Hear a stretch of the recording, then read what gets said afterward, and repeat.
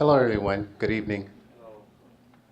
I'm going to see if I can get this door closed. Hi, my name is Marlon Walker. I'm the Assistant Manager for Construction Relations for the Purple Line Extension.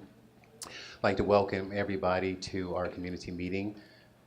For all three sections of the Purple Line Extension, we endeavor to get out into the community to hold and schedule regular meetings so that we can provide.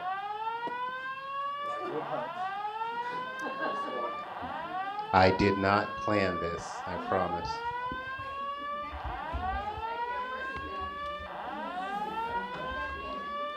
I just spoke to a couple of the building maintenance officers, and they said that there was no immediate danger, no one needed to evacuate. So I think they've got the problem under control. So we'll try again and see if this works. Again, I'd like to welcome you. In the interest of time, we're just going to go ahead and get started. Again, this is the Section 2 community meeting. As far as the agenda is concerned, we're going to go through it as we normally do. We're going to talk about the two stations in Section 2, the Wilshire Rodeo Station, and of course the Century City Station as well. We'll talk about some of the work that's going on, specifically the advanced utility relocation work. We're going to talk about the demolition of a couple of buildings. And then, as we customarily do, we'll talk about our Eat, Shop, Play marketing program for Century City in Section 2. And also our business interruption fund, which is there in place for those businesses that qualify as a business loss mitigation. They're able to apply for funds. The Purple Line Extension, for those of you who are not familiar, again, it's approximately 9 miles from Wilshire and Western all the way out to the VA hospital at Wilshire and Bonsall. 3 sections, and again, the section we're going to focus on tonight is Wilshire, La Cienega, and Century Constellation. The schedule, this is a general forecasted schedule. Obviously, it's subject to change as the situation warrants, but for Section 2, you can see that the in-service and operations date is 2025, followed by an in-service date of 2026 for the last section, Section 3. Here's the Section 2 alignment, as I talked about. Again, the 2 major stations are Wilshire and Rodeo, and of course the Century City Constellation Station. Miss Mindy Lake, she is the Senior Construction Relations Manager for Section 2, and she's fabulous. Thank you. I'm now about to do some Henny Youngman jokes because I'm a senior construction relations officer. Thank you very much for coming this evening. It's very nice to see such a full room. I don't think we've ever had this full a room in Century City, so it's nice to see you and nice to see some of the students that are here tonight. Where's the clicker?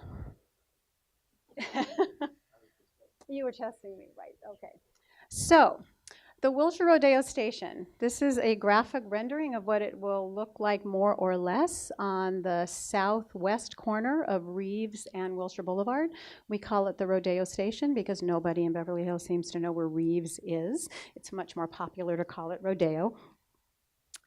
This is what the station box looks like underground. That rectangular structure in the middle of the page is what we are currently going to be building underground. That's the platform, that's where the train comes in, that's where you pick it up and you take off. So that is approximately 1,000 feet long, and that is about like a 10-story building turned on its side and pushed down about 100 feet below the surface. So the boundaries of that box is just east of Cannon Drive, as you can see, and just west of Beverly Drive. Right now we are in what is called the advanced utility relocation work. You may have seen some of the setups that are out there right now on Wilshire Boulevard. We were on the south side until last week, and now we're on the north side, so we are doing the advanced utility relocation work. This is the master schedule for the Rodeo Station. It's a little off. We're not going to be doing piling in 2018. We have to adjust this, but this is generally the overall construction schedule for the whole station. So as I mentioned, we're doing advanced utility work. Right now, we are working on the north side of Wilshire to do finishing the gas work. That's the only utility left to do.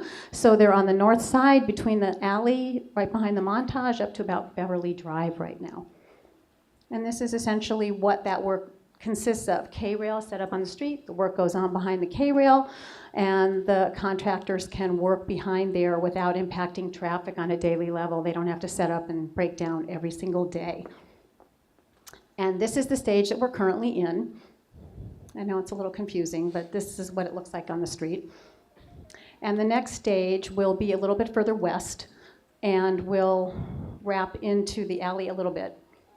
And then we have the furthest section west at Beverly Drive on the corner, the northwest corner of Beverly Drive and Wilshire. This is essentially what it looks like. This is what it looked like on the south side. You can see that the work's going on between the two setups of the K-rail. They were able to work there unimpacted by traffic, and we didn't impact the traffic either, other than the fact that it's 2 lanes in each direction. A little more photographic evidence of what was going on back there.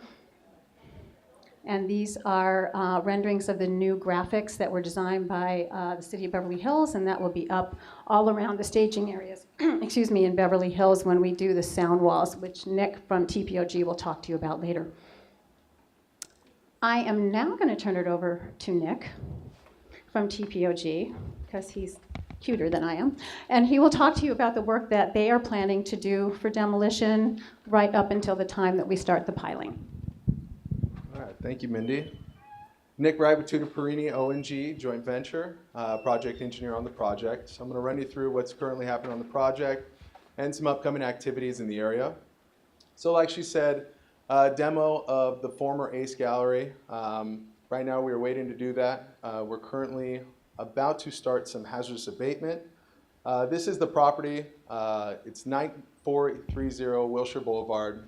The outline that's shown, that's going to be surrounded in the perimeter with a sound wall, 20-foot sound wall. We'll go a little bit more into that for the construction staging areas. It also outlines the park, the area of the park that's going to be closed. That's for safety, just to make sure when activity is going on that we're keeping it safe for the public and our employees as well. So the partial closure of Reeves Park. Metro is required to pay the city's park rental fee for the closure. So you can see the whole park won't be closed, just a portion of the park. Again, that's nearest to our work, just to make sure it's actually the kids' play zone, make sure it's safe for everyone. Right now, the preparation is starting in July. We're about to start the hazardous abatement. That's a couple weeks of work. I know that sounds daunting, but that's just, again, to make sure that we are removing all the elements of the project or of that property that could be potentially harmful to our workers. Once that's done, it's a normal process in construction and demolition of properties. Once that's completed, it's approximately 8 weeks for the actual demolition activities. Demo goes quick, we have work hours 8 a.m. to 6 p.m. That's per the permit conditions that have been approved.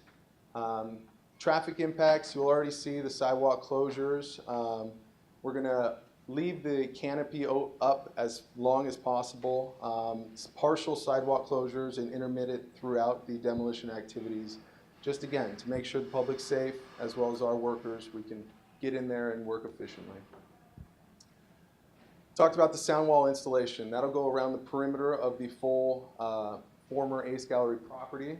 Just to give an idea of what goes in there, will be a construction staging area. So we're going to have offices. It'll also be a laydown yard where we have material. The sound wall will be 20 feet high. It's both to mitigate the noise in the area, but also to just keep it contained within the site. While construction activities are going on, it's best that just what happens in the site stays in the site, especially tracking out and everything. Things we closely monitor. This image of the public information graphics that have been approved by the City Council, coloring is really spot on. I really like what they've done here. So mitigation measures that we do take place for all the project. In Beverly Hills, we have an independent compliance monitor on site at all times. This is supplementary to our compliance officers that we have and our quality officers that we have on the project. So it's just another step to make sure that all the mitigation measures are adhered to. All construction personnel attend a noise awareness training provided by Metro. That is, before you step on site, you have to go through our safety training as well as an environmental awareness which includes the noise awareness training. Movable noise barriers will be in use, as well as noise curtains, noise muffling enclosures for any work that's happening. No idling of heavy equipment, slamming tailgates, yelling, loud music, all these things have been, we've made sure to enforce with our employees that these aren't going to happen. We're trying to keep noise to a relatively uniform level, avoid excessive or impulse noises. So one thing that we can do is have a truck manager on site. When a truck is leaving the site, the truck manager's job is to literally make sure they leave in an appropriate fashion to make sure they're not revving too high, which again is a source of noise that we're trying to mitigate. Cool. Vibration is another thing that we closely monitor. Vibration monitoring will be implemented as soon as we are doing work. If vibration approaches the thresholds that the contract and the FBIS have identified, then operation causing higher levels of vibration will be minimized. Exceedances will cause a stop in work until additional measures can be implemented. Dust, again, another thing in that environmental awareness that we focus highly on. During demo, the best way to mitigate dust is water. Water will be used to control fugitive dust. Fugitive dust is any dust that's leaving the actual property. Making sure, again, that it's fully contained within our work area. We understand we're doing construction, but we need to make sure that it's contained within our work area. We'll also hand sweep, and other implementation measures will be in place. Metro has a very strict green construction policy, which sets the standards for our equipment emissions. And then other BMPs for street watering, sweeping, truck wheel track outs, and wheel wash. The SCAQMD, the South Coast Air Quality Management District, is what governs the air quality in the area. Construction equipment is required to be registered with the CARB, California Air Resource Board. More importantly, it needs to be Tier 4. What's Tier 4? It's a certain level of equipment to make sure that the emissions that it causes are as small as possible. It's something that a lot of projects are doing. I think it's a great measure. It does require you to use the newest equipment possible or retrofit old equipment, but it's something that it's important for the environment. So we talked about abatement of the ACE gallery, which is over here on the south side of the street.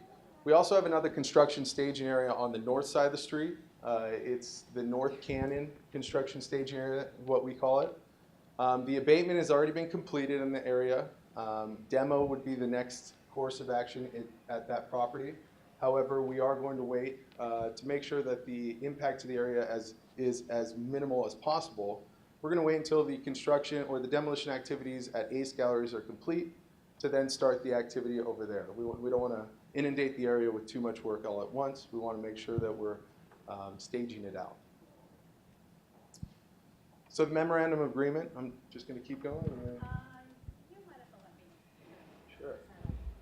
It's in stride. So, thanks. You guys, you just want to keep that clicker. Okay, so the Memorandum of Agreement is a contract that we have with the city for construction. These are some of the conditions that were explored and agreed upon and negotiated with the city of Beverly Hills and Metro, and they are to address all of the issues and much, much more, but these are the key issues that were established in the MOA.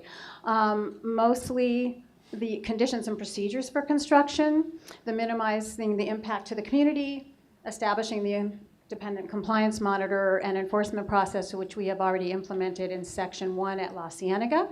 And the key elements are work hours, the holiday moratorium, which we are not asking for this year. There will be no construction during the holiday moratorium, which is from Thanksgiving to January 1st outside in the public right-of-way. The business mitigation assistance, which is what was mentioned before about businesses applying for the business interruption fund if they're impacted directly by construction, and other elements of what we do to help promote business during construction, which isn't a dollar for dollar, but it's advertising, promotion, and event planning. And of course, the penalties and fines associated with times that the contractor is out of compliance. So this is a representation of the holidays that the City of Beverly Hills will not permit construction. These are all of the holidays that we are not allowed to work in the City of Beverly Hills. And as I said before, the holiday moratorium exemption was not requested this year. If we are going to go for it next year, we have to apply for it by August of 2019. Did I just go this way? Am I going the wrong way? Oh, the business mitigation assistance. These are some of the items that, other than just straight out financial support, these are some of the things that we do to help businesses sustain themselves during construction. It's worked very well along the alignment in Section 1, and we will continue to do this in Section 2 as well. The MOA was approved on Tuesday night at City Hall in Beverly Hills. It is for the construction elements of the contract for TPOG.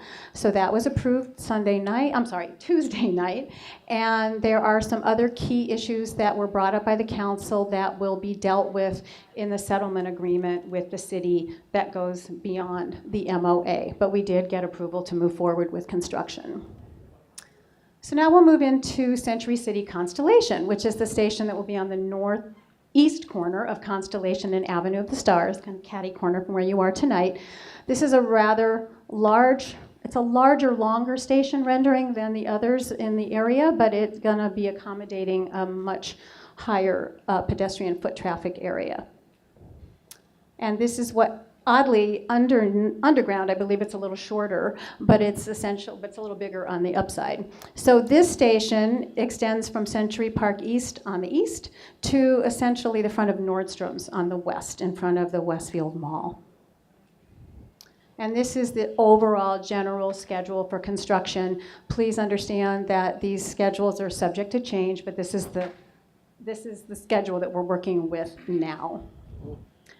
And we are also in AUR in Century City. I don't know how many of you have been around here or drive through here during the week, but we are currently doing AT&T work and DWP work out on Constellation and Avenue of the Stars. And that is primarily done at night, but starting next week, DWP will be out on Constellation east of Avenue of the Stars doing cable pulling. It's quiet, it's not noisy, it just requires a couple of trucks on the street, but it does do some lane restrictions on Constellation. But Constellation is shortly going to be closed at Century Park East, so this is just sort of a precursor to the work that's going to happen there.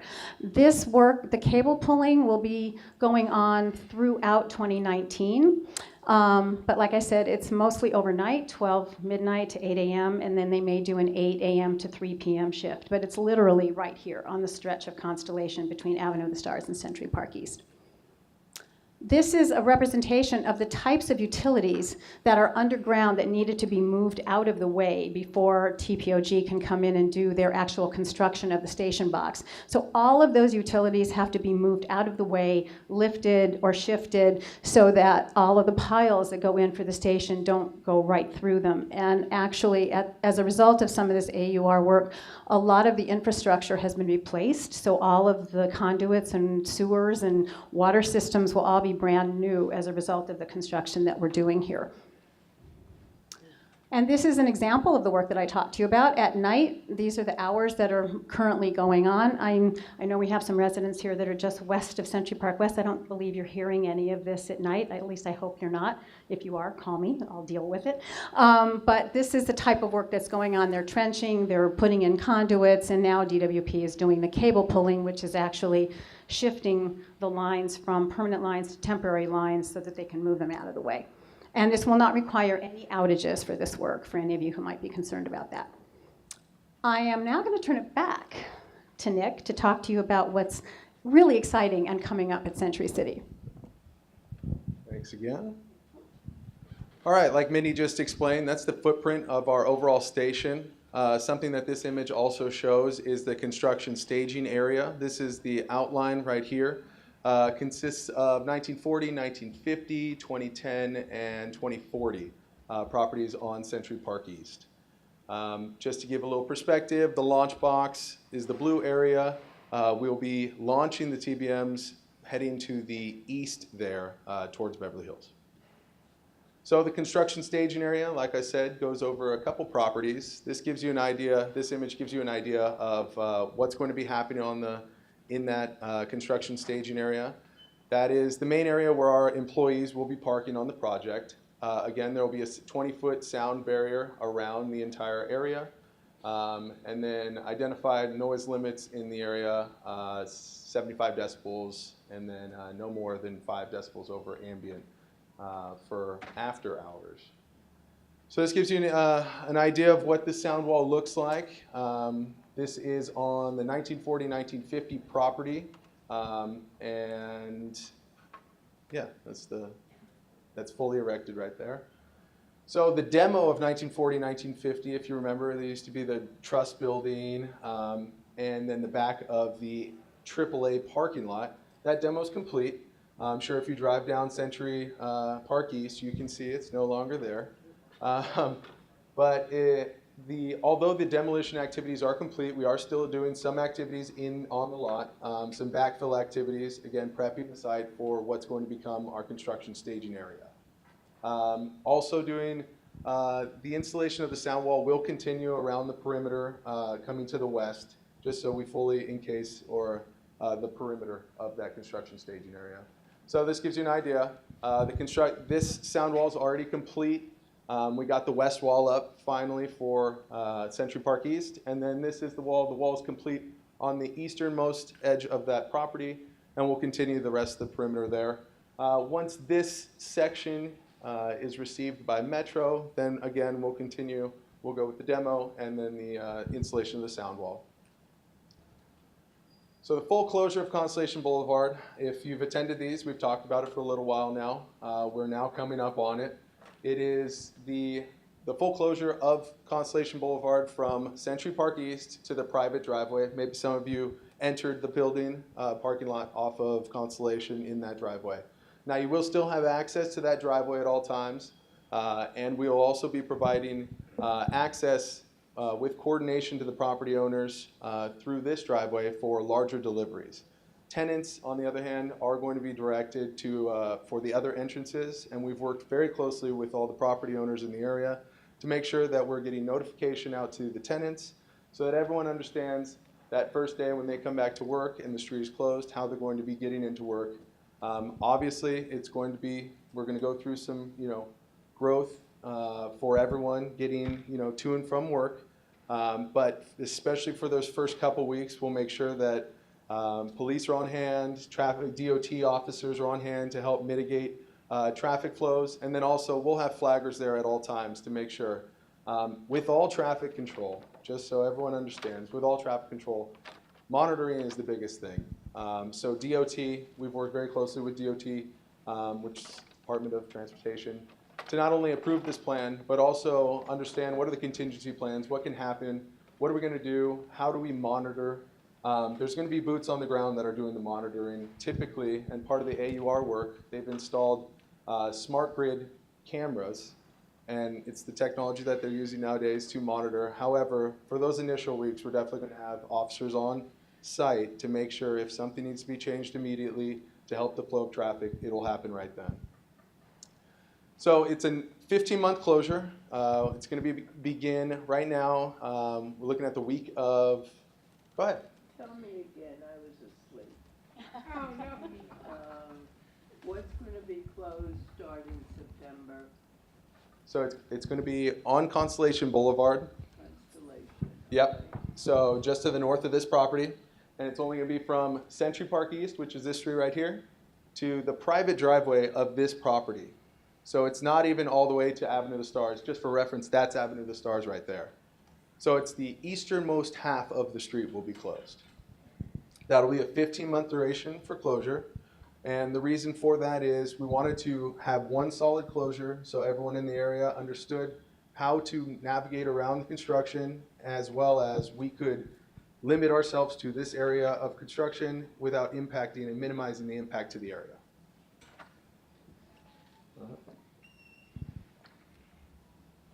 So this is similar to what we're handing out to tenants in the area who are working as well as neighboring the project.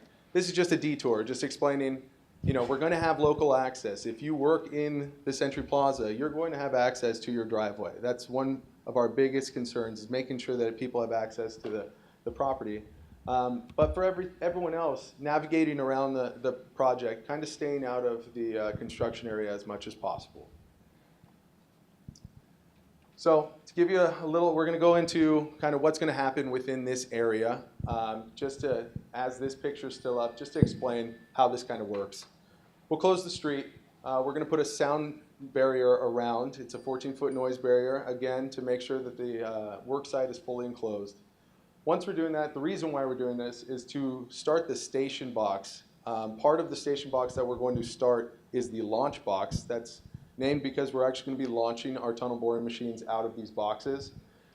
To start the excavation, you can't just start digging down 100 feet. What we need to do is we have to install piles around the perimeter of the work area. Once those piles are installed, we put in lagging between those piles. That lagging just provides extra support. So then we can then bring in the excavators and excavate actually the box. While doing that, we're also going to be protecting utilities, and it'll also start the decking process. So let's go into that a little bit. Pile, it's just like what it sounds. You're actually going to be drilling down to the full depth and then inserting a pile using a crane into the hole, backfilling, and then you just do that repetitively throughout the perimeter of the work area. So a little image of section 1 and what it looked like. They were piling in Wilshire Boulevard there. So decking installation, you're going to hear this a lot. It is probably the most important part of our activity as it stands for you, because once we're fully decked, we're able to open up the street and get traffic back on there while we're working under there. I know it sounds crazy, but yeah, we're trying to open up the street as soon as possible so that we're going to continue working 24 hours a day and get this project done as quickly as possible. So how that looks, this is an image of what it looks like. So once the piles are done, we put in the beams go across, similar. This is an image of Wilshire Boulevard, but similar to this schematic. We put in the beams. Once the beams are up, then we lay down the deck mats. A deck mat is a concrete mat, emulates a roadway surface. Most of the times, the deck mats are probably even smoother than the streets that you're used to driving on around here. So it should be a pretty nice ride. Once that's open, like you can see in this image, we're going to be able to be working under here while traffic is on. And so we'll open back up the street as much as possible, as quickly as possible.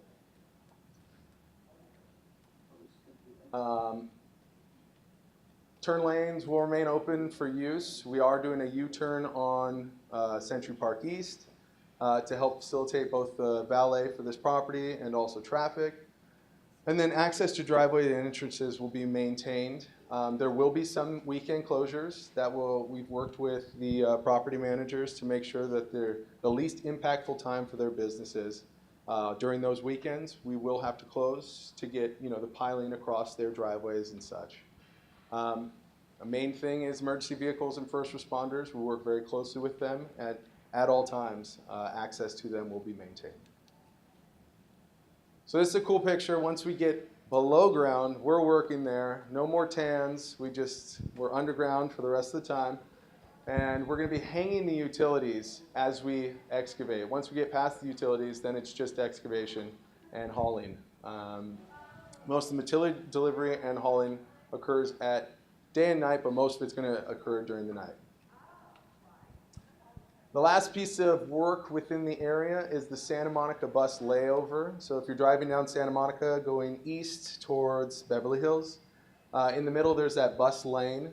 Currently right now on Century Park West and Constellation, there's actually a bus layover yard. And that's where the bus drivers go and just either fix the timing of the bus routes or take a break for a minute. We're going to be using that property as one of our construction staging areas, but to be able to make that available, we have to give them a new bus layover. The impact to the area is going to be very minimal. It won't impact any of the streets during peak hours or anything like that. It's all contained within that bus layover area, and all we're doing is taking out the lane. There's currently 2 lanes there, and we're just going to put in these bays so that the buses can pull over and stop, rest, fix the timing, anything like that. Again, no major traffic issues on Santa Monica Boulevard, but we are working closely. For the event that we have to take a lane, it'll be nighttime, non-peak hours, to make sure that we are mitigating the impact to the area. Tree removal and replacement, if you are familiar with the area, which I assume all of you are, you can see that on Constellation Boulevard, within that launch box area, we have already removed the trees. Those are all the trees that are going to be removed within the station footprint, besides one right here. This ficus on Avenue of the Stars and Constellation still remains. Might as well leave it there until we necessarily have to take it out. But since we're working on the east side of the project, that's going to remain for right now. All these trees have been removed. A great thing that Metro is requiring us to do, for any one tree that we remove, we are required to replace it with 2 trees. However, the city does dictate where you can put trees. Obviously, you can't just put them anywhere. So where we're replacing a lot of the trees for Constellation, all the trees that were there will be replaced. However, the additional trees that we're required to add, a lot of them are going to go to this bus layover. There's just the real estate and ability to put them there. The tree species are going to be similar to what was provided. We've also worked very closely with the Bureau of Street Services and the Forestry to have species that they now deem as the city species.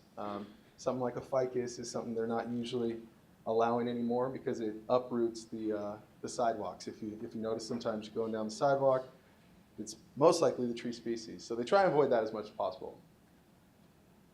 All right. Again, let's get into a stride. I'm sorry. Thank you. Okay, I'm back. I get the fun stuff. He talks about construction. So we talked to you earlier about the Eat, Shop, Play program. We've launched it in Century City. We have a number of businesses in this particular building that have been participating. All of these businesses in this property are part of our Eat, Shop, Play program. So we help promote them. We use them for catering. We help promote their catering to other businesses in the area. And on September 20th, from 11:30 to 1:30, you guys can't pay attention to this because you can't leave campus. If anyone in the area visits any of these businesses and shows us your receipt for the week prior, then you can enter to win a free tap card. And there will also be other giveaways that we'll be giving, and it is our way to try to give back to the businesses, to give back to the people who use the businesses, and to help promote the businesses. So hopefully if you're around, please wander on by between 11:30 and 1:30, but more importantly, go spend money in some of these businesses and show us your receipt, and then you will be able to enter to win. So the Business Interruption Fund. Business Interruption Fund is a pilot program that Metro launched about 4 years ago. And it is their way of trying to help smaller mom and pop businesses survive construction when we are immediately abutting them with our construction work. So these are some of the things that you have to be as a small business in order to qualify for the grant. It's administered by a third party. Representatives are here tonight. Do we have any small businesses in the room? You always raise your hand. Okay, got it. So anyway, Angela Winston is here, and she's our third-party administrator that actually handles the grant applications and approvals. But in Metro's terms, a small business has 25 or fewer employees, and they have to be directly impacted by construction. It can't just be, oh, it really caused traffic 3 blocks away and people couldn't get here. Our construction really has to be within a very prescribed area adjacent to your business. But up to now, we have, it's alignment-wide, it's Metro-wide, but in terms of this alignment in all 3 projects, the Metro has given out 730 grants totaling $16.4 million. Each business, if they qualify, can get up to $50,000 a year if they qualify appropriately with every quarter. So for Purple Line Extension 1, which in this case includes all of the stations, La Brea, Fairfax, and La Cienega, we have awarded 176 grants to a little less than $5 million, and 69 businesses have been awarded those grants. Some of the businesses have received multiple grants during the course of time. And the business advisor for Section 1 is Brian Lazo, and he's with PCR, and that's how you can reach him. in section 2, which technically starts west of La Cienega. I kind of call it section 1.5 because it's between La Cienega and Robertson where we have been giving these grants, and I believe we have some recipients in this area as well because we started launching in Century City. We have given 14 grants to the total of almost $4 million, and 13 businesses have been awarded. This is an ongoing program. It is a pilot program, but it seems to be going very well. So if you are a small business or know a small business that is adjacent to our construction, please make sure they're aware of this program, and if they apply and they're approved, then they can be funded. So the next meeting, we meet every month at the City of Beverly Hills to go over sections 1 and 2, but it's really La Cienega and Rodeo only. And that's the first Wednesday of every month, and it's in Beverly Hills City Hall from 6:30 to 8 o'clock, second floor Municipal Gallery. And we will talk about La Cienega and Rodeo, not Century City. And then the next Section 2 construction meeting, which will be here, will be on November 13th from 6:30 to 8. That should be a particularly interesting meeting because that will already be about 3 weeks into the Constellation closure. So I hope to see another full room that night as well. And this is how you can reach us. All of this information is on those little magnets that you saw on the table on your way in. So please take one on your way out. And now I would like to open it up for questions. Yes? The properties on the east side of Century Park East, the staging area, 1950 and all that, what's going to happen with them eventually? What are those properties going to be used for once you know? Oh, after construction? Some of them are going back to the original owners. The AAA building is an easement property that we're not tearing down, actually. That's going back to the owner. Metro owns a couple of the parcels, and they will go to joint development developers. It's not something that Metro will hang on to. I have heard when they closed the AAA office that Metro had taken the property by eminent domain to make it their West Regional office. No. Is that not true? No. Stories get a little twisted. The owner was paid for leasing it, essentially for a long-term lease, and then he will get it back. He may not have been happy with the amount that he got, but it wasn't necessarily eminent domain. It may have been at some point if he didn't agree, but the building isn't coming down, though. It'll stay intact. Any other questions? Yes? Hi, my name is Ryan. I want to say that we're all here on behalf of Beverly Hills High School. I kind of figured. And the reason for that is last meeting, Sean and I were there, and we asked, are there going to be any specific meetings to address the concerns students have for tunneling underneath our school? And we're yet to find a meeting where these concerns are going to be addressed. So the reason we're all here today is to ask those questions, Okay. hoping for a meeting specifically to address Beverly Hills High School. Okay. So my first question is, what is Metro going to do to prohibit dust particles from coming onto our campus and affecting the health of our students? We have very strict air quality control measures, as Nick had mentioned before. We have to comply to all of the standards that we are held to by the state, and it is measured and controlled, and we will comply with everything that is required of us to keep the particles and any of the dust and whatnot from going outside of our staging areas. That's kind of funny to me because over the summer, dust particles came onto our campus, onto our windows of our portables, Right. and it was asked from our superintendent if Metro staff could clean these windows. Which they did. They did. Yes. But going back to my point, these dust particles did come onto our campus, did they not? It's possible that they did. However, there was no students on the campus at the time, which is why we chose to do, well, let me finish. I'll let you speak, but let me finish. The reason that we chose to do the demolition during that period of time when school was out of session was for that very reason, because demolition is a little bit harder to control, and we did not have our sound walls up yet at that time. If you notice, if you're back at school, which I believe you've been for about a week and a half or so, we have 24-foot sound walls adjacent to the building, which will serve as an additional mitigation measure to keep dust from coming on to your property. Additionally, demolition is probably, isn't it still here? Demolition is probably one of the dustier activities. The demolition is done. So that will not be occurring anymore, and now you have a 24-foot sound wall next to the school.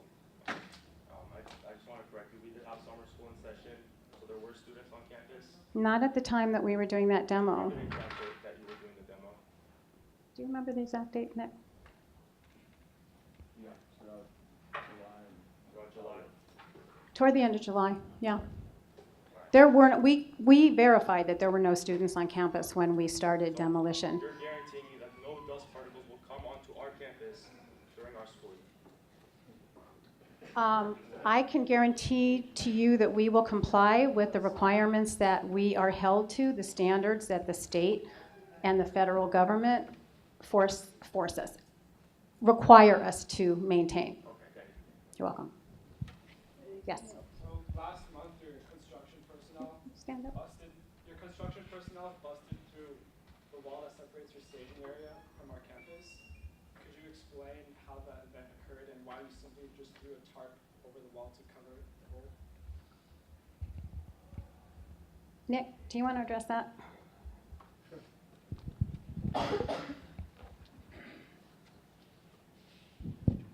Without going too far into the facts of what happened, the wall that separated us was part of a parking structure that we are scheduled to demo.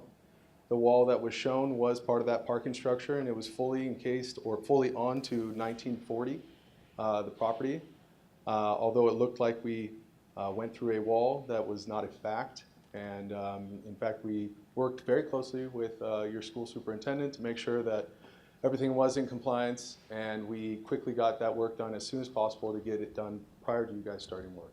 So you don't know how that happened? You don't know how you made the hole through the wall? We demolished a parking structure. Okay, and that And- when the hole was made through the wall, actually there was some debris. Of the parking Cinder structure blocks that we were came onto demolishing. our property. There were actual cinder blocks. I was there in person, and I saw it firsthand. There were cinder blocks on our walkway where students walk every day. So you don't know what happened? No, I know. We were demolishing a parking structure. That wall that you were referring to is part of that parking structure that was scheduled to be demolished. So just to give a little background, so when you have a parking structure or any building that we have to demolish, there is a phasing. So it doesn't all just come down at once. And so it's very important throughout the rest of the duration of this project that we work very closely with the school to make sure that any activities that could potentially hazard or cause a hazard, similar to a demo activity near your school, that we work very closely with the school to make sure that there are no students present. In fact, anyone. I mean, demolition, construction in general is a very dangerous occupation, and safety is the biggest concern, always, at all times. And we need to make sure, and will make sure, and have made sure, to coordinate with the respective parties to make sure that we are in a safe working condition and doing what we are supposed to in the correct phasing. Communication of that phasing needs to occur so that instances like this, where a parking structure wall that needs to be demolished is being demolished, we're communicating to the school specifically how that staging is going to work so that it's not misconstrued as us breaking through a wall. So that demolition and the hole were all pre-planned, is what you're saying? A building was being demolished, and so you have to put a hole in buildings to be able to demolish those. You understand that, right? Yeah, but it wasn't a building, it was the wall. No, it's Of a parking structure that is that wall standing right now? it's not standing. Thank you. Ma'am? So I understand that because the metro is running under our school, that any future construction that the school wants to do must be approved by the metro. Do you think that this will result in conflict, and if so, how can we avoid that? Well, it would definitely depend on what sort of construction underground the school was planning to do. Obviously, Metro is willing and able to coordinate any of the future plans that the school has. I know that there were opportunities for the school and Metro to work together before any of this construction started, so I can only tell you that we would work very closely with the school district to avoid conflicts of construction that the school district wants to do adjacent to our tunnel. Yes. So your reports claim that the cancer risk for students our age is going to increase by over 3 times. Can you explain to us how you guys are okay with that? No, I can't explain it because I can't justify or verify your claim, so I'll be happy to talk to you about this. I'm not aware of any report that indicates that Metro said that cancer will increase on the campus or on students. You do not know the reports. Oil well on this campus for years. Excuse me, sir? We've had an oil well for years. Aren't you worried about your oil well? I'm gonna get to that. I'm gonna get to You know, that. this is about more than Beverly Hills High School. The Really? project's been approved. This affects our entire community. I'm talking to them. No, no, you One second. understand, but this isn't I'm talking just to them. about you. So you can wait 1 second and I will I've talk waited, about you've spoken twice now, I haven't That's spoken. not your concern, sir. Okay, It is my concern. okay. Okay, then. Okay, I don't, It's really not fair that you guys aren't giving these kids the respect they deserve. They're representing.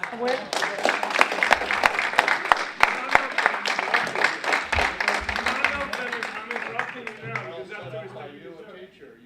I'm not a teacher. You don't have no idea who I am. Okay, both of you. Do not All right. interrupt that. Listen, we're gonna extend a few more questions to the school, but here's the deal. This is a community update on the project. Now, we were at Beverly Hills before where a couple of students started getting into the same type of questions. Your legal counsel would are engaged here with Metro, so we're not here to debate the safetiness of the question. We talked about it. You told me that I can come to any board meeting that Yes. I wanted. This is not a board meeting. Or come to any Metro meeting that I wanted and ask as many questions as I want.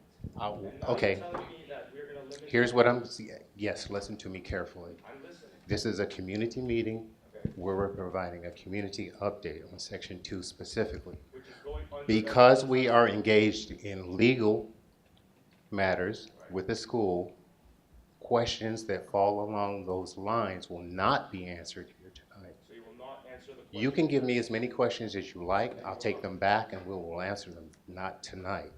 So my question is. If it relates to the project, As Metro if it relates to Section 2's update, as it relates to the construction work, yes. Does Section 2 go under Beverly Hills High School, sir? Yes, sir. I'm one of the legal counsel. I know. Working on this case. I know that. And there's been almost no interaction. There's been very, very little interaction. Did we not say that we were going to schedule, that we were open?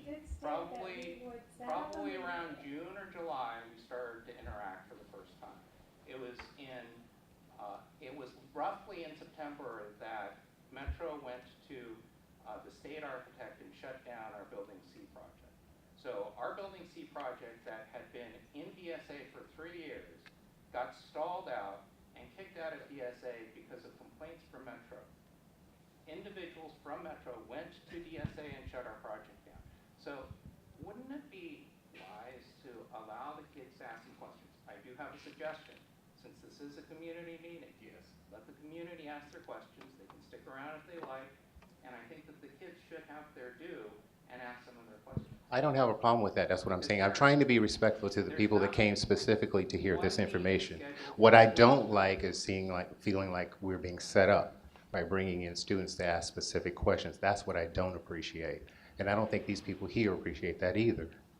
So we will allow them to ask, and yes, he can ask questions, but as it falls into, as your legal representative, it starts falling into the area of legal questions, we're not going to answer that. We're not going to do that here. They're not legal questions. These are the questions the kids have.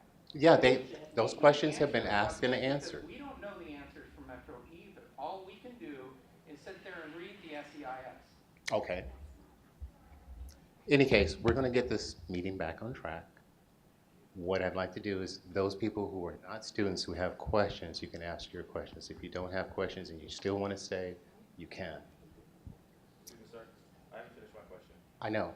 Did you hear what he just said? I did. And you said that we're being set up to come here, and I just want to respond to that. Okay. Where that plan goes. I told you that's how I feel. Okay. I felt that. Okay. And I'm going to tell you not how I feel, but I'm going to tell you the facts. We're here on our own accord, expressing our concerns. That's not how I feel, but that's what is. And I respect your feelings, sir, but I still have questions to ask you. Okay. And are you going to answer those questions? Once I'm satisfied that no one else. I will be here all night. Okay. I won't. Is there any more questions from the community regarding Section 2? Okay. Yes, ma'am. Is there parking areas that's Not at this time. That matter is still open. I understand just very recently that the board may consider some stations, restrooms at certain stations, but at this point, there were no immediate plans to do that. Yes, sir. I attended a similar meeting at Westwood this year. Yes, sir. And they stated emphatically there would be no public parking. People would have to Uber to get there, which to me seems to be counterproductive. Where, this is supposed to be mass transit, and then people are coming in by bird, heaven forbid, if that's still around. And at Uber, that's counterproductive. Well, actually, Metro has taken the approach that is counterproductive to have everybody drive in a car to a station.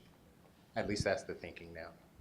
But we're doing a study about first and last mile to try to accommodate that very question, because we know it's a question. LA is a very car-centric city. It's very difficult to get people out of their cars if they're not used to taking public transportation. So there is a study underway to figure out what the best methods and options would be for people that want to get to the station that are within a mile, and how to get where they're going once they get off the train within a mile. It's called the first and last mile. So we're currently in survey mode on that. Me too. Yes.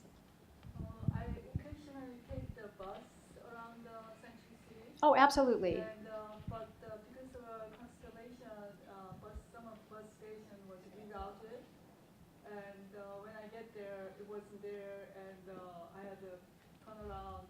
And I wonder if you guys can coordinate with the Metro website. With the bus website? Bus route. So They are trying to catch up with us. We talk to them all the time, because when they have to relocate bus stops temporarily, we are mandated to inform the public, but the website doesn't always reflect all of the station movements. So what particular bus stop are you referring to? I usually take if I go to downtown, Mhm. I used to take it at Constellation and Century City, and by the mall, by the Oh, bus that, hub. 720? 728. 728. Oh, okay. That should not have been rerouted, because that doesn't come, that goes up to Santa Monica Boulevard, if I'm not mistaken. Right? Oh, well, let me look into that. No, they don't stop there anymore. I went Well, there we haven't yesterday. relocated any bus stops since we've started construction over the last several months. So the bus stops that have been relocated are where they're going to be throughout construction. The only bus stop that I'm looking at moving back is the one that's east of Avenue of the Stars, in front of 10100, back in front of the mall. So that was a conversation I had today with LADOT because of the bus layover work that Nick had mentioned earlier that's going to occur on Santa Monica Boulevard. So the bus stop will be going back to the front of the Westfield Mall. They don't know that yet, but it will be going back there. Okay, thank you. You're welcome. Do you have any other? Yes. Yes, I live on Robbins Drive, which is east Yes. of the high school. No problem. And some of the owners of property on our street were contacted by Metro saying that they may possibly go under the buildings that we live in. Right. Do we know ahead of time, or will this be a meeting like this? No, the property owners where the tunnel alignment is have already been contacted. So every property owner that owns property above where the tunnel actually is going has already been contacted. So that means the tunnel is definitely going there then?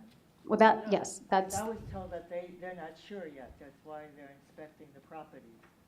no, that's not why. That is the current alignment, that it will go where it is scheduled to go. So if are you a property owner? Are you I'm the a, manager of a property, yeah. okay, so if your property is going to be above the actual tunnel alignment, then your property owner would have received a letter.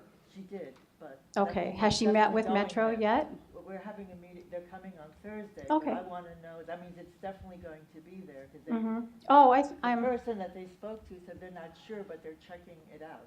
okay, well, I'll be happy to, well, I don't know if Yeah. you want to stay for all the questions, but Yeah. I was in contact with a couple of actual property owners on Robbins Drive last week. One's out of town and his mother is maybe the property you're talking about. But all of the properties that the tunnel is scheduled to go under have been contacted by Metro. So if you didn't get a letter and you live in the area, the tunnel is not going under you.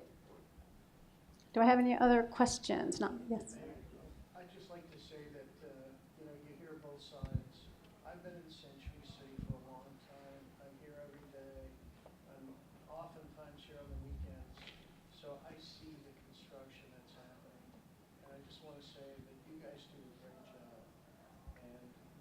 are all excited about this project, and, you know, you show up at a street and it's closed, and nobody likes that. But we know that this is going to be a great project for all of us in the community. It's going to benefit Century City, and it's going to benefit all of the areas surrounding us. And so that's the other side. And does some dust sometimes get on our car? I'm sure it does. But we got to just think about the long haul and what this is going to mean to all of us down the road. And just the Expo line being finished to Santa Monica has been a huge benefit to the community. What is the Purple Line going to do for Century City and Beverly Hills? It's going to be amazing. And hopefully it'll help mitigate the traffic congestion problems that we have in the entire city. So that's the hope. That's why I work here. So thank you. It's important that you see both sides. Thank you. Nick, Yes. I have a question for you. How come it was so quiet this week and last week? I mean, there was no work. Were you guys like off? Thanks a lot. No, We're prepping a lot for the full closure. That full closure is the start of our major work. Once we have the demo completed in 1940, 1950, you will see work happening to set up the construction staging yards. But that's the hope, is that once we have construction staging yards set up, that we're contained in there. And, you know, you don't see us as much as possible. we thought you guys closed shop last week. But see, I want to get underground so you never see us again as soon as possible. We're looking forward to that. Yeah. We got to start first. So, yes. Hello. As a parent of 3 of the kids who go to school in Beverly Hills, we are all concerned. While we understand the metro's coming, and I'm actually fine with it, we're concerned about the safety of the kids given the fact that there was an oil well on campus. Aside from having an outside agency independently monitor it, do you have any specific details for us parents so we don't worry? What are they specifically, aside from dust? I honestly don't care about dust on the windows, but I do care about all the various benzenes and other toxic chemicals that we all know is in the ground because of the oil well. What exactly are these independent agencies following? Do you know exactly what chemicals? Are they testing just the air, the water, the ground? No, there is a whole laundry list of contaminants, and I don't remember the word for it. I'm not a geologist, but there are multiple things that they are looking for and testing for, and will continue to test for it. So I'm not an expert. I can't answer that right off the top of my head, but I'd be more than happy to provide that information for you if you want to give me your email address, and I can send you that information. It happens to be in the EIR, but that's a huge document, so I don't know that you want to mull through that. But I'll be happy to get that information for you. If you're interested, I could give you a list. It's up to 5,500 ppm for methane, 20 ppm for hydrogen sulfide, and there's also NOx. It's not on quantity none, but there's NOx and NO2. PM 2.5, which is diesel-related small particles, and PM 10, which is the dust particles. So those are all those are the primary items that we're aware of. We do not know necessarily about the other chemicals that would come out during the war. May I ask him a question since he knows a little bit? Would you mind just quickly? Do you know, because I'm sorry we haven't met, my name is David Syan. Do you know if there are other chemicals we should be aware of that they aren't testing for? The NOx, the NO2, the hydrogen sulfides primarily from the trucks and the equipment. PM 2.5 is primarily from the diesel exhaust. The PM 10 is primarily from the dust from the trucks. There's methane, which is primarily from the oil fields. You got a bunch of students sitting in But no carcinogen from the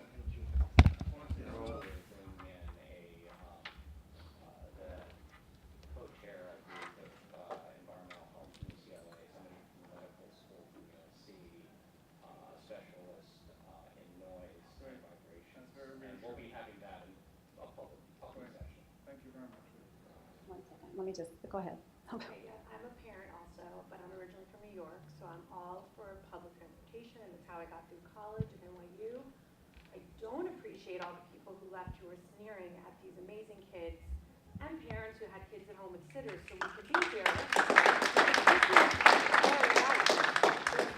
Our future, people are threatening to leave the school district. People are scared. So what I want to say to, I can go back to probably 100 parents who are back to school night tonight who couldn't be here, who would, and say, is it 100% going under the high school, or is there still a possibility with that 1,000 person petition and more that's being signed around the community that it could go back to that original route? Is that even a possibility, or it's going under the high school no matter what scientific chemicals and dangerous things have been found? Not just for the kids, sir, for your workers. Where's Nick? Nick's talking about protecting your workers. These workers are going to go down like miners and they're going to explode. That's what's being talked about in the community. That they're going to go down, it's going to explode, the school's going to explode. Erin Brockovich, I mean, it's just getting, when you say talk community, I'm here to help. Some of these kids behind play basketball with my daughter. Like, we want it to be safe, and if it's not. Metro wants it to be safe too. We have no interest in building a subway that isn't perfectly safe for the students, the citizens, and the residents of Los Angeles County. I understand, and I understand. I understand. And unfortunately, because the school district is currently in a lawsuit with us, without legal counsel representing our side, I'm put in a very delicate position, we all are, to answer questions that are of a legal nature. So we're not trying to shut you down, but it is difficult to answer these questions unilaterally and in a guaranteed fashion like you're asking us to without having equal legal representation from Metro's side. We're community relations people. We're not planners. We're not geologists. We're here to give you the update. And while you want answers, and what I said to you specifically last time, and you took my card and I never heard from you, I said, let me check with the powers that be and we will set up a meeting to meet with the students. And I never heard from you. So I am putting that offer out to the table. We will be more than happy to come to the school and hold a meeting and address your answers on campus, but we have to get permission to do so. So we're kind of in a sensitive position as well, and we're not trying to shut you out, we just don't have the opportunity.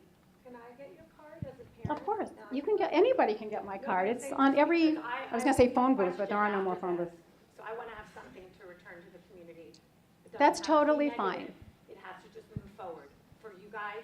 Absolutely. For us. There's tears. This is not. There's so many other scary things going on in the world. They shouldn't feel that they can't go to school because they're going to explode. No, I understand. And just bear in mind, and I believe I said this at the last meeting, I used to do construction relations for the Fairfax station. We're going under the tar pits. Nothing is more mucky and oily and methane oriented and, if you will, potentially flammable than the tar pits. It's far more geologically intriguing than the oil residual from the oil wells that went to the campus. My kids went to Beverly Hills High School. I'm very familiar with the oil well situation and everything that occurred during that and the remediation that's going on currently. So you've got your own issue. I mean, the school has its own issue with remediating the soils from the oil wells. This isn't adding to that. In fact, it's encased in concrete, but I'm not the legal expert. I'm not the geologist. I'm not that expert. But we are more than willing to come to the school and have a meeting if that's agreeable. Just to talk to, is there any Yes, discussion Ryan. to go back to the regular route to talk to them about that? Is that still being discussed, or have we been? We have, and I apologize. I come, I watch your meetings. I try not to say anything because I understand the position that you're in. Thank you. There is a lawsuit.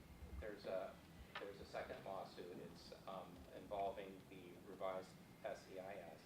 It's in federal district court right now. That as far as what we've heard from Metro, I've not heard anything about moving on. So that, but what we should do is we will be scheduling a public board meeting to go over primarily what I think the kids will be interested in, and I would encourage perhaps Metro to come. And I apologize that we're talking about this here, but primarily on the health effects. When is this? I hear that we're trying to schedule it right now because we're trying to schedule the scientists. Some are coming from England, some are coming from East Coast. I hear the questions about explosion. That's probably a little over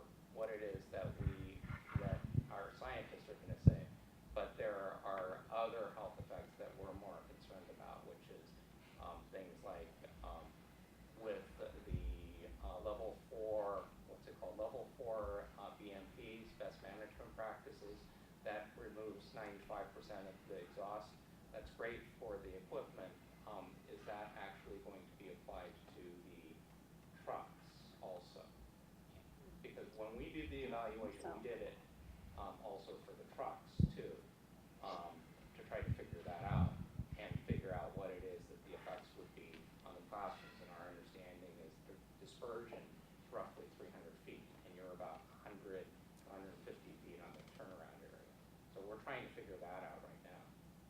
Yeah, go ahead. I was just going to say, and those are very specific issues that require very specific and expert answers. So I am not I'll be the first to tell you, I'm not qualified to answer those questions, but I am a great messenger. So if you're setting up a meeting and you have your experts and students in the room and we are invited to it, then we will bring our experts so that they can discuss it in a forum that satisfies everyone and mitigates the students' concerns. Because believe me, we want to build a safe subway. I mean, I'll give you an example. If I give information to our experts, invariably there's going to be something I give them that's wrong. I would rather have our experts have your information too. We did not collect our experts that are litigation experts. What we collected is professors and medical physicians and people like that who are going to tell the kids honestly what it is that they're going to run into. Because as far as we're planning for you guys to come, right? I hope I so. don't think there's anything else I hope so. We're planning for that. So if we're planning for that, then we need to be able to tell everybody what it is exactly they're going to be encountering. So we're going to bring the scientists. We probably should sit down with your guys. Absolutely. Have them all align on what it is that's really going to be there, and then do the public meeting. I don't think that's a bad idea, and I think I said that last time, and I will reiterate it. I haven't cleared it. I don't know who the powers would that be have to make that decision, but you know, obviously you've spoken to our council, and I think that that's a path forward that we all want. Because I don't think that it's wise to not have the discussion with an entire school full of kids. I don't disagree. It's I think just we a talked about that difficult- the last time we were at Beverly Hills. This gentleman Mindy engaged him, gave her a card, which is why I was surprised that he was saying that no one wanted to hear the students. We made an opportunity. I was just saying at community meetings, and you understand this, you're an attorney. This is not the forum for legal questions, and particularly when you're engaged in a legal matter. That's all I was saying. Not saying we can't schedule meetings, we wouldn't look into it, and not that we don't want to answer the questions, but as I said earlier, I don't like feeling like I'm being put into a position. And we're also not prepared. We're also not prepared to answer the specificity. Right, no, well, we're we send out 35,000 mailers to people about these meetings. We're all about being transparent, but the specificity of some of their questions, I can't answer. And I don't want to look like I'm being... Please answer their questions so that at least they can... To the degree that I'm capable. That's what she's trying to explain But if they're to you. that specific, I'm not capable or qualified, well, that's not I'm incapable, I'm not qualified to answer them. But let me let this young lady ask a question and then we'll get to it. As a parent and somebody from the community also, I've kind of really seen both sides and really done my homework and reading both sides. And the thing that's really confusing as hard is everybody brings their experts. There's your experts, there's the other side's experts. And so I guess the question I have as a parent, and I'm sure the students have the same question, is, you know, we're not experts. We're not sure how to deal with this and how to navigate who's right and who's wrong. I guess the big question for us is, clearly it's not, you know, foolproof that there's no issues. There is question. And so the question that I think everybody has is, even if there is 5% of an issue, is it worth for these, you know, kids to be the guinea pigs to find out if there's a problem or not? I mean, I guess, you know, it's just a strange position to be in as a parent to not, you know, because we don't know how to navigate this. We can't figure out for sure who's right and who's wrong. But the fact that it is 100% not sure on both sides, there's some risk, clearly, whether it's 1%, I'm not 100% that that's accurate either. I'm gonna give you my personal take. This is not a Metro ordained answer, but what I'm going to say to you is there are major subways and metro stations and systems all over the world, far more developed than ours, much more integral than this one is going to be. There are multiple tunnels that go under schools everywhere in the United States, in Chicago, in New York, and any other city that has Montreal, Toronto. They go under schools. This is not the only school on the planet that has a subway going under it. So if you can put that into a little bit of perspective and understand that this is not a recipe for disaster, but it's a concern because it's new. This is California, this is Los Angeles, this is a whole new thing that we haven't been dealing with. We have the subway systems in East LA that go under and adjacent to schools, and there have been no problems. So I think there's a heightened degree. But there has been explosions before in the past because of digging, right? No, not in our system. The Fairfax. That was a methane gas explosion on 3rd and Fairfax. It had nothing to do with our subway. That was 25 years ago.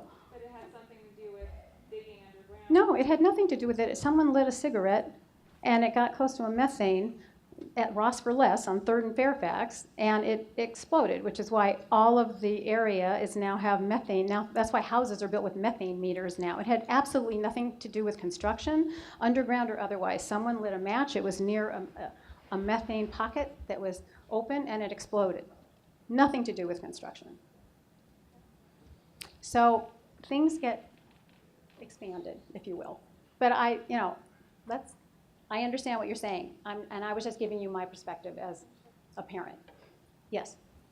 You mentioned that your children went to Beverly Hills High School, so I'm assuming that you're pretty well aware and educated with the kind of unusual circumstances with a subway going under our school, since we have the oil well, and as well as the arsenic under the ground. So kind of just personally asking, if your kids were currently in school, are you saying that you would have no concern for your kids being in Beverly Hills High School if they were to be there now with the situation? Well, it's been over 10 years since my son graduated. This wasn't a conversation at that time. That's an interesting question. I think I would explore it just like the parents and the students are exploring it now, and I would trust that Metro wouldn't take on a project like this without making sure that every safeguard was put into place to safely build a system under a high school. And bear in mind that it's 100 feet below ground. So it's lower than the football field. It's lower than the track. And I was more concerned about my kids being on the school when the Veneco oil well was there and people were dealing with cancer issues related to that. Luckily, my kids were in the theater department. They were never on the field, so I didn't really have that big of a concern. But the point is that there are issues. There are issues that come up with everything you do. So I appreciate the question. I can't really answer because I'm not in that position right now. But as a parent, I can understand the concerns of a parent. But I also firmly believe that Metro would not invest this kind of money and time and energy to build a system that wasn't intrinsically safe. And you mentioned that it would be 100 feet under, away from the other concerns, but in the process of getting 100 feet under, aren't you coming across those concerns as you're going down? No, I believe it starts on the other side and it digs. So how it starts is we'd start a roughly 8 feet construction of excavation. And then once we have 8 feet, what we put down is the cap beams, and it goes back to that decking. Decking is really important, not just to open. I know I emphasize the fact that it opens up traffic, but it also closes the excavation. And by that, we're able to actually filter, we call it scrubbing, the air that's going to be coming out of there. So all the air emissions, anything that's happening in the hole while we're excavating, are actually going to go through a filter while they're, before they're emitted out to the environment. So you're saying that those matters are not a concern at all? Like, I'm saying we're putting for example, every, the oil well. we're doing every mitigation possible to mitigate the concerns that are present. Thank you. Yeah, I think this is more of a question for you again. This is about like the construction underneath the school. Mm-hmm. Will this pose any risk, since our school is really old, for like earthquake safety? Or So Metro, and again, without legal counsel, I'm just the contractor. You got to understand that. But I'll talk to you as a person, all right, understanding how this works. They did a extensive study using not only the FEIR, FEIS stuff, but also a geotechnical baseline report where they went through and did studies. There's been no such instances where this type of work has caused any type of issues like that. However, again, it's mitigation measures to mitigate the concerns of the area as much as possible. Can I definitively say anything right now? Absolutely not. But what we can do is monitor and make sure we're taking every step possible to mitigate what we know to be there, or the issues that are present or can be present while we're doing this work. Who could we go to as students to address like that concern, since you don't know the answer to this? It's not that I don't know the answer. I think the appropriate forum is, like we've been discussing, I'm a big proponent, again, just the contractor here, but for Metro to be reaching out with the high school. It's extremely important for me, call it selfishly if you want to. We want to move this process forward and move this project forward in the most expeditious way possible. And so it's important for me that Metro does reach out, sets up these forums where we can have experts in the room from both sides to clearly, and for lack of a better term, break it down in a way that most people can understand. I mean, I'm throwing a FEIR, FEI, all this stuff doesn't matter. What does it mean to you guys? And I think that's the appropriate forum that we can have. And again, on behalf of the contractor, on behalf of Metro, What if the experts don't agree from both sides? Where does that leave us? so that leaves us in the legal issue that Metro currently has right now with, and honestly, it's a legal process. Again, I'm just a contractor, but I know that anything that's holding up the project is holding up the project. And so the only way that I know to take care of it is to provide a forum and start talking and start communicating as a group so that we all understand what's happening, how it's being done. And then most importantly, I know I stressed it in the meeting, and I'm rambling, sorry, but monitoring and then communication. Just making sure that, like you had brought up, you got a letter, when's it coming through? I wanted to know, is it really coming through, or are you just checking it out? Correct, and so it's communication as that's being finalized, communicating with everyone what's happening, and then more importantly, this is going to be a venue. These are the community outreach meetings where we're going to get together and be able to tell you where we're all in the project. And hopefully all these items are resolved and we can move forward with a better understanding. But this is going to be the venue where, hey, we're this far in the tunnel, we're this deep today, this is where we're at, and hopefully we can understand and provide those updates at this venue. I still, who could we go to as students? You still didn't answer my question. Well, we were discussing earlier about having a forum where we could bring our experts that can answer your questions.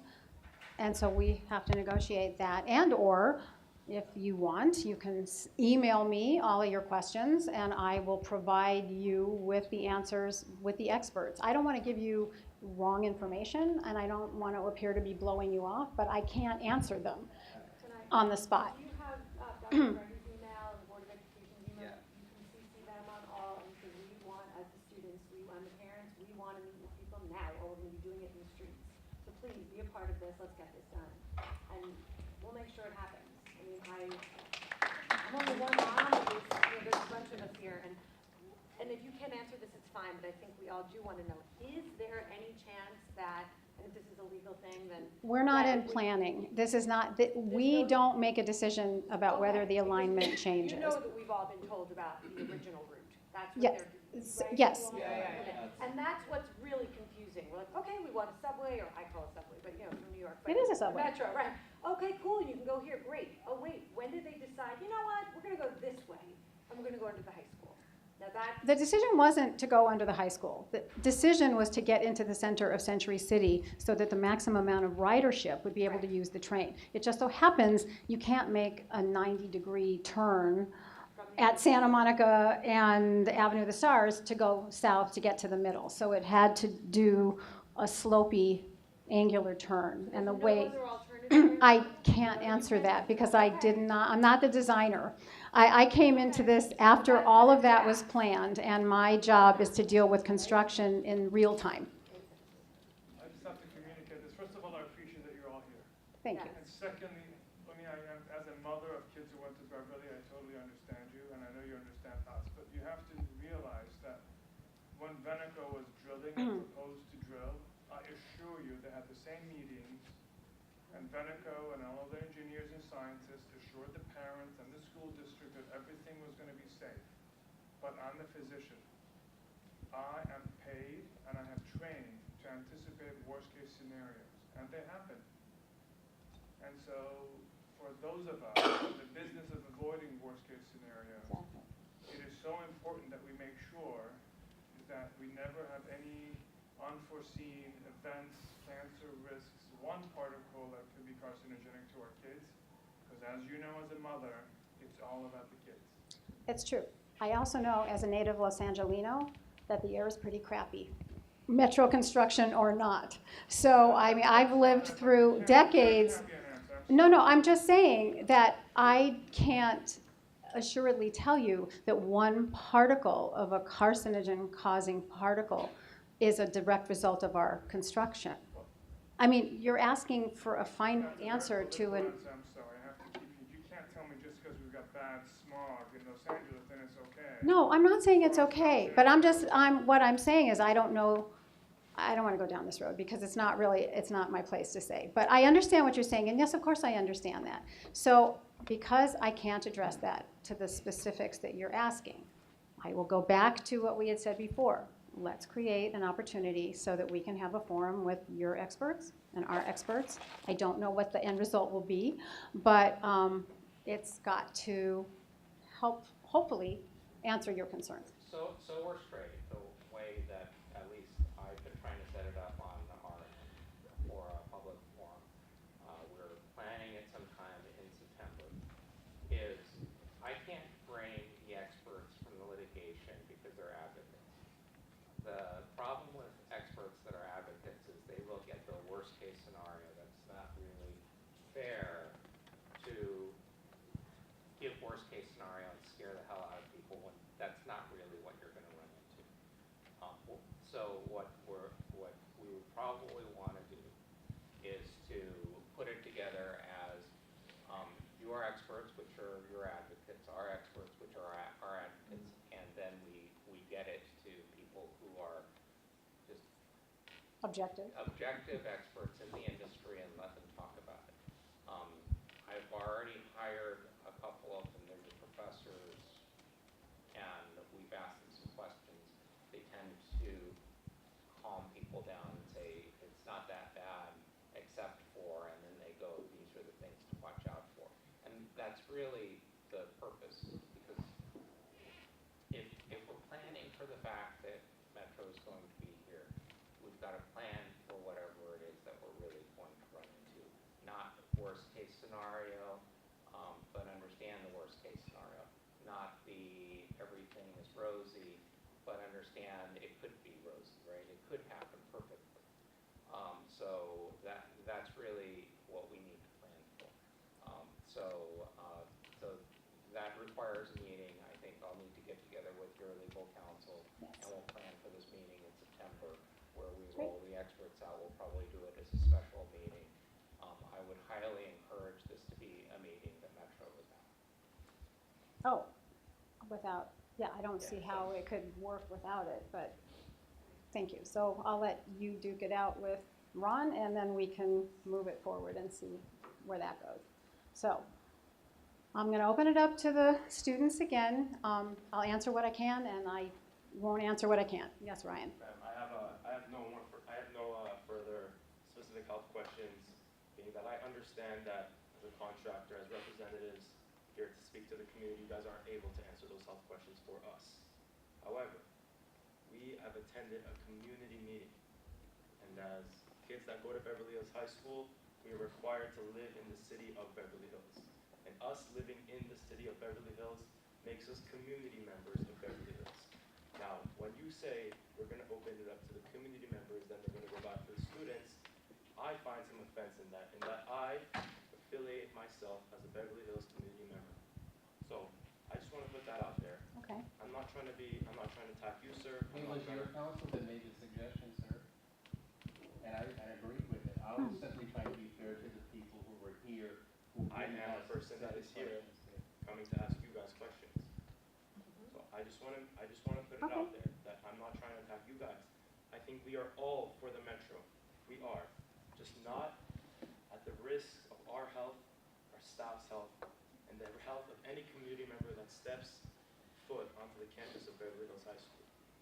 So I just want to put out there that we will continue to attend these community meetings, and I ask you, please treat us as you do the rest of the community, and please answer our questions in an orderly fashion, the same way you're answering everyone else's questions at these board meetings. And Ryan, let me do this for you. Go ahead, sir. Okay, let me apologize first if you got the impression that I was trying to marginalize or separate you from the group. That was not my So you mentioned that we're coming here Yeah, I on told the you how I district's felt. agenda. I told you how I felt. I am a community member coming here on my own agenda, wanting to know more about the health risks that are going to be affecting me and my peers. I don't disagree with I do not come here on anyone's agenda trying to enforce or trying to implement ideas that aren't my own. I just want to put that out there. I'm sorry. Continue. No, I simply wanted to extend an apology if you got the impression that I was trying to separate you from the other. What I was trying to do was be respectful because a lot of people indicated to me they didn't have a lot of time to spare. I don't have a lot of time either, sir. I have an SAT this Saturday. Okay, I don't want to get into a debate about that, but what I can say in all earnestness is, as a community member, 3 or 4 months ago, a community member came to a meeting in Beverly Hills and asked me a very specific question along the lines of what you did. It was about air quality and how we measure air quality. I did not have the answer at that time. I asked him for his email address, and then I found the collateral material that supported it, and I waited for him to get back to me, and I have that information. So while I appreciate the earnestness of your questions, I'm treating you exactly as the same type of community member. If I don't have an answer, I can't give you an answer. I'm happy to look it up for you. You can send me the answers in advance, send me an email, let me know what you want to know, and I will get back to you. But I can't answer some of the specific questions that you're asking me on the spot in a meeting like this. Excuse me, sir. May I ask your name? Yes, Marlon Walker. You, sir? Nick Wright. Nick, okay, I'm going to call you Mr. Nick. I'm sorry, that's your last name. I didn't hear it. Right. Right? Yeah. Mr. Wright. Last meeting we were at, we asked you, are there going to be any potential health risks to our safety? Any potential health risks to the students? And the definitive answer that we got is no. There will be no potential health risks to the student safety. That is a definitive answer. And I know you guys are not able to give us definitive answers, or you say you're not able to, but that's a definitive answer that we got. So that's why we're back here today. When we hear that there will be no potential health risk, we question that in our minds. When I drive to school every day, there is a potential danger from me to get from my house to school. So no potential danger gets the gears going in my mind. And that's why we're here today. We want to get answers to those questions. I just wanted to say. Thank you. And again, I really appreciate you guys coming back again, and I hope that this communication continues. I'm not just being facetious when I say that. On behalf of the contractor and Metro, this is the communication that needs to happen. Is this the form? Do we have all the answers right now? No. I think it's something, especially specific health issues or risks, potential risks. Those are ones that are best suited if we can have time to prepare answers for them, just so that they're not just eloquently stated, but also Factually correct. Yeah. So please email me the questions so I can provide you with the answers that you're asking for. I will say, I don't know if Mindy, these meetings do have definitive timelines, and I want to apologize because I'm going to excuse myself right now. It was supposed to go till 8 o'clock. Again, I want to thank you guys for coming, and I appreciate if we can set up this forum. Metro, will communicate with you guys and have those open forums, but these are the community meetings. I acknowledge that everyone here, whether you live here or not, is part of this community, is part of seeing this project move forward in the appropriate manner, and so. Before you leave, this is for you. I don't want rumors and you to get emails. Someone said something that there's potential confusion with what you're doing could affect our school's construction. Explain that, because we just passed a bill that everyone's really excited about, right, kids? That your siblings, $300 million bond do a complete construction on our high school. And it's really exciting. So did I miss something? No, the question was asked if our tunneling under the high school will affect or be in conflict. I'm not familiar with what your plans are, so I can only answer that we have no interest in being a conflict. I have no idea what the plans are. And we're not. My knowledge, we have city representatives here. No, and I'm not sure that anything that they're doing is below ground. Okay, there you go. Okay, so that's out of my purview completely. So thank you very much. Thank you for coming. Good luck on your SATs. Thanks, Monica.